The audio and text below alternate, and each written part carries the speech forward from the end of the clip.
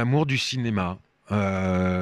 J'ai toujours aimé, très très tôt, j'ai aimé le cinéma. Je regardais beaucoup beaucoup de films. J'ai vite insisté pour avoir une télé, un magnétoscope dans ma chambre pour pouvoir mater des films le soir. C'était un peu mon petit caprice de gamin.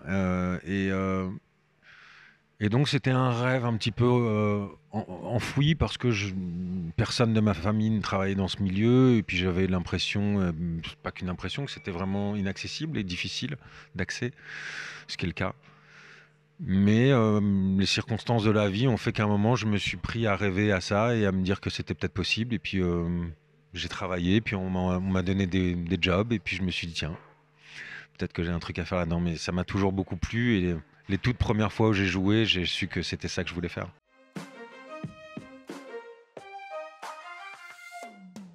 Que les premières choses que tu fais restent déjà, que ça reste longtemps. Ça m'a appris que j'aimais le fait de jouer, d'être acteur, parce qu'on tournait énormément de scènes et j'adorais ça. J'étais pas du tout paniqué ou on tournait 7 séquences de 3 pages par jour, mais j'adorais ça. Et donc comme j'ai vite eu des exigences pour moi et pour ce que je faisais, j'ai vite eu l'envie de partir et voilà, d'aller toucher à des genres et à des rôles très différents et puis de travailler. J'ai été prendre des cours de théâtre après. Ça m'a confirmé l'envie que j'avais d'être acteur en tout cas.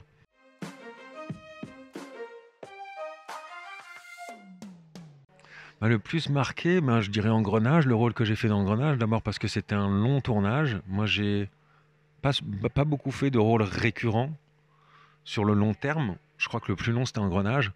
Mais c'était particulier parce qu'on tournait une saison tous les 2 ans, donc c'était très particulier. Mais en tout cas, moi, ça a été un tournant dans ma carrière, si je peux dire, parce que j'ai l'impression que c'est le rôle qui m'a donné un peu de crédibilité aux yeux des gens de ce métier. Et, c'était un rôle complexe, dense, profond, dur. La série était très réussie. Pour le coup, on était dans un genre très très réaliste où on essayait de se rapprocher le plus possible de toutes les procédures. On avait des conseillers en permanence sur le plateau. Enfin voilà, il fallait qu'on fasse tout bien. Moi, j'ai passé énormément de temps dans les tribunaux, aller voir des avocats, des substituts, plaider, etc. Bref, c'est un rôle qui m'a. Et puis c'était un univers très très dur quand même. On tournait dans des endroits et dans des situations parfois un peu compliquées. Et j'ai adoré cette série. J'ai adoré cette série. Voilà. Et puis aussi, je pense que moi, ça a été un tournant pour moi, mais je crois que ça a été aussi un tournant dans la fiction française. Le fait de faire une série comme ça à l'époque, c'était très nouveau, c'était très audacieux et ça a marché. Et ça a, je crois, donné un élan à beaucoup de scénaristes pour se débrider et écrire des choses un peu plus subversives, un peu plus. Voilà.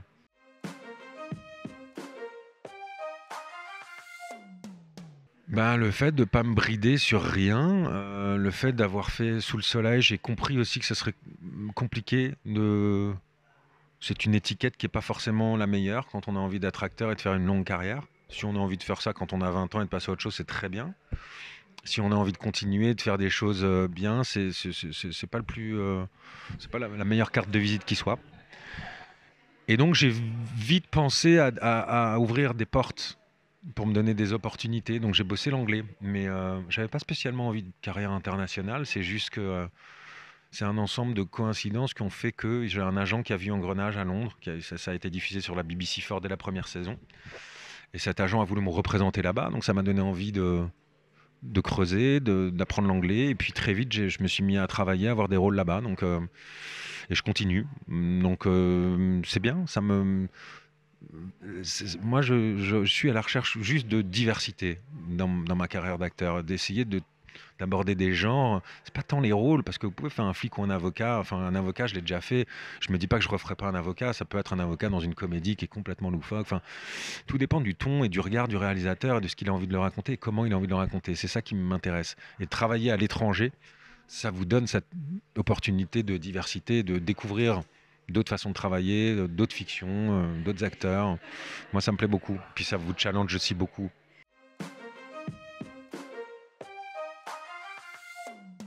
Bah, celui que j'ai pas encore joué, justement, comme je vous dis, c'est celui que je préfère jouer, c'est celui que j'ai pas encore fait. Là, j'ai eu une petite déconvenue. En septembre, je devais tourner un film que j'adorais, qui était un film de science-fiction où je devais jouer un astronaute qui revenait d'une mission lunaire et qui arrivait sur la planète Terre et la Terre avait été vidée. Enfin bref, c'était un genre que j'ai jamais abordé voilà, j'étais très heureux de faire ça. Le film s'est pas fait pour des raisons financières, de budget, ce qui arrive de temps en temps. Mais c'est typiquement ce genre de rôle-là que j'aimerais faire, quoi, des rôles où je me dis tiens, ça j'ai jamais fait encore.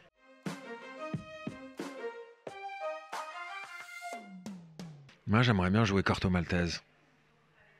J'en ai parlé de temps en temps, mais c'est un énorme projet parce que c'est lourd, c'est cher et il faudrait que ce soit évidemment une grosse série ou un gros film. Mais je trouve ça dommage que Corto Maltese ait jamais été adapté.